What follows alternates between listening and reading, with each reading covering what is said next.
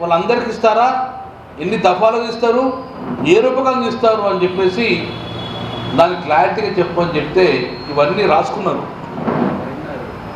సమాధానం ఇస్తారని ఆశించలేదు, సమాధానం వీక్షించలే. మీరు దయచేసి ప్రజలకి క్లారిటీ ఇవ్వాలని చెప్పి మరొక్కసారి మీ ద్వారా మేము డిమాండ్ చేస్తున్నాం. రెండో అంశం, నిన్న కౌశిక్ రెడ్డి బీఆర్ఎస్ పార్టీ అతను కూడా పక్కగా జగిత్యాల ఎమ్మెల్యే పక్కకున్నారు.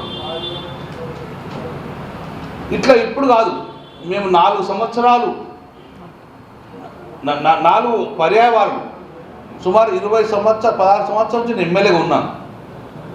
అలాగే ఒక 10 సంవత్సరాలు మున్సిపల్ కౌన్సిలర్గా ఉన్నాను. మున్సిపల్ కౌన్సిల్లో కానీ, జిల్లా పరిషత్లో కానీ, అసెంబ్లీలో కానీ ఇలాంటి సమీక్ష సమావేశంలో మేము 100 అటెండ్ అయినాం. మాతో పాటు ప్రతిపక్షాలు ఉన్నప్పుడు మేము అటెండ్ అయినాం, అధికార పార్టీలో ఉన్నప్పుడు మంత్రులుగా మేము హాజరైనాం. జిల్లా పరిషత్ సమావేశంలో కానివ్వండి, ఈవెన్ మున్సిపల్ సమావేశాలు కానివ్వండి, ఇలాంటి గొడవలు చాలా వస్తాయి, చాలా జరుగుతాయి. రాజకీయ అంశాలు వచ్చినప్పుడు ఒక పార్టీ వారు మాట్లాడుకోవడం, దూషించుకోవడం చాలా జరిగింది. కానీ ఏ రోజు కూడా పోలీసు వాళ్ళు వచ్చి ఆ సభ్యుని గుంజుకపోగా నేను చరిత్రలో ఇప్పుడు చూడలేదు. ఇంతవరకు ఏ రోజు కూడా చరిత్రలో చూడలేదు. ఈవెన్ అసెంబ్లీలో కూడా స్పీకర్ గారు పర్మిషన్ ఇస్తేనే ఆ మార్షల్స్ వచ్చి ఆ ఎమ్మెల్యేను సభకు ఆటంకంగా ఉందని చెప్పేసి ఆ ఎమ్మెల్యేను తీసుకెళ్తారు. కానీ స్థానిక సంస్థలు కానీ, జిల్లా రివ్యూల మీటింగ్లో కానీ ఇంతవరకు పోలీసు వాళ్ళు వచ్చి స్టేజ్ ఎక్కి ఆ ఎమ్మెల్యే ఆహ్వానితం లేకుండా వచ్చి గొడవ చేసే ఎమ్మెల్యే కాదు, మీరు ఆహ్వానిస్తే వచ్చిన ఎమ్మెల్యేను పోలీసులు మూకుమ్మడి గుంజుకపోవడం అనేది ఇంతవరకు ఇక్కడ జరగలేదు. నేను ఒకటి సూటిగా అడుగుతున్నాను, మీరు 3 మంత్రులు ఉన్నారు స్టేజ్ మీద, మీరు 3 మంత్రులు అనుమతిస్తే పోలీసులు ఎక్కారా, లేకపోతే మీ అనుమతి లేకుంటే పోలీసు వచ్చి ఒక ఎమ్మెల్యే మీ కళ్ళ ముందు గుంజుకపోయినారా?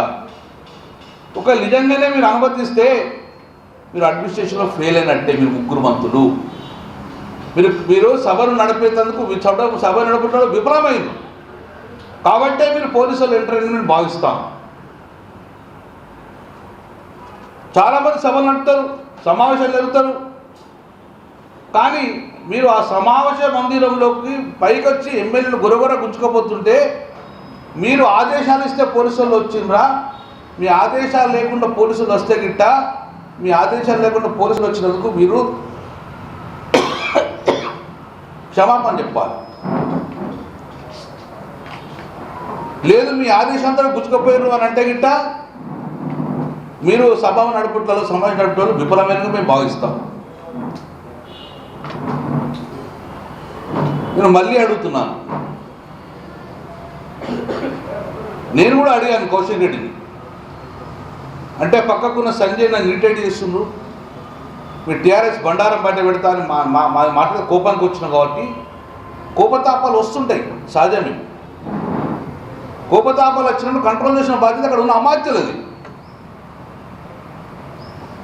3 మంత్రులు కంట్రోల్ చేసే అవకాశం ఉన్నా కూడా ఎందుకు అవకాశం పోలీసులకు అవకాశం ఇచ్చారు? మీరు చెప్తే కంట్రోల్ కాకపోయినా స్టేజ్ 3 మంత్రులు కంట్రోల్ చేయలేకపోయారు కాబట్టి, విఫలమైంది కాబట్టి దానికి ఇంత జరిగిందని మేము భావిస్తున్నాం. ఆయన కౌశిక్ రెడ్డి ఏమడిగింది? గొడవబెట్టి కొట్టిండా? కొట్టలే కదా, పరస్పర మాట్లాడుకుని ఇట్లా చాలా జరిగినాయి, చాలా చోట్ల జరిగినాయి, చాలా సందర్భాల్లో జరిగినాయి. ఆయన అడిగిన దానికి కూడా మళ్ళీ సూటిగా అడుగుతున్నాడు, ఏ పార్టీ అని అడిగిండు. అప్పుడప్పుడు చెప్పలేదు, నేను కాంగ్రెస్ పార్టీ అని సభ్యతించుకో, అప్పుడు కభ్యతించుకుంటా అని చెప్పిండు.